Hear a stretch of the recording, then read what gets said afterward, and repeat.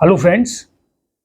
GST कर प्रणाली में यदि आपके विरुद्ध कोई एडवर्स ऑर्डर पास हुआ है तो आप जांच लें कि जो अधिकारी जिसने वो ऑर्डर पास किया है whether he is a proper officer और नॉट, क्योंकि एक बड़ा ही important judgment MP high court का आया है। और इस मामले में क्या हुआ कि जो असिस्टेंट कमिश्नर स्टेट टैक्स हैं मध्य प्रदेश के, he has pass the order और उसमें डिमांड निकाल दी 7 करोड़ की, और 7 करोड़ की डिमांड उन्होंने निकाल दी।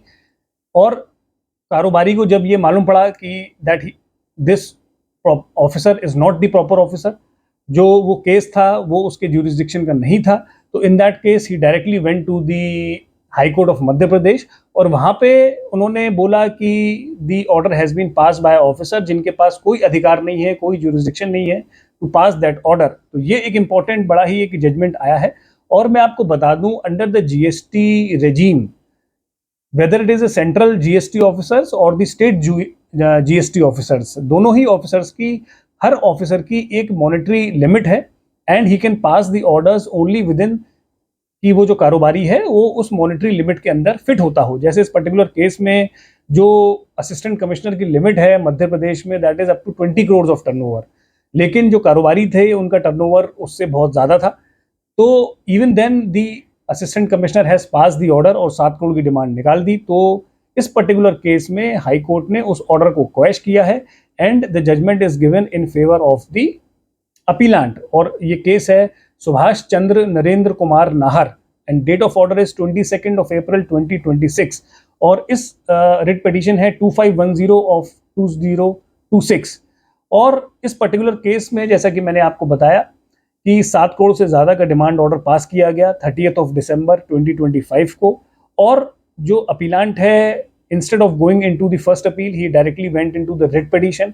उसने मध्य प्रदेश हाई कोर्ट में रिट दाखिल करी। हालांकि डिपार्टमेंट ने एलिगेशन लगाया कि he can not come directly to the high court, he should follow the proper channel, पहले उन्हें अपील फाइल करनी है to the first appellate authority. लेकिन मध्य प्रदेश हाई कोर्ट ने इस पर्टिकुलर ऑर्डर में ये बोला है कि अगर कोई जीएसटी ऑफिसर अपनी ज्यूरिसडिक्शन लिमिट को क्रॉस करेगा तो that is a fit case for filing a writ petition, और कॉन्स्टिट्यूशन के आर्टिकल 226 में वो सीधे हाई कोर्ट आ सकता है। तो ये एक बड़ा ही इंपॉर्टेंट जजमेंट आया है जिसमें हमें ये we have to learn that कि कोई भी असेसमेंट ऑर्डर अगर हमारे एडवर्स पास होता है तो we have to check whether the officer is a proper officer और नॉट। एक पर्टिकुलर केस में, in my case, a particular assessee for a particular financial year and on the same issue both the deputy commissioner and both the commercial tax officer has passed the order।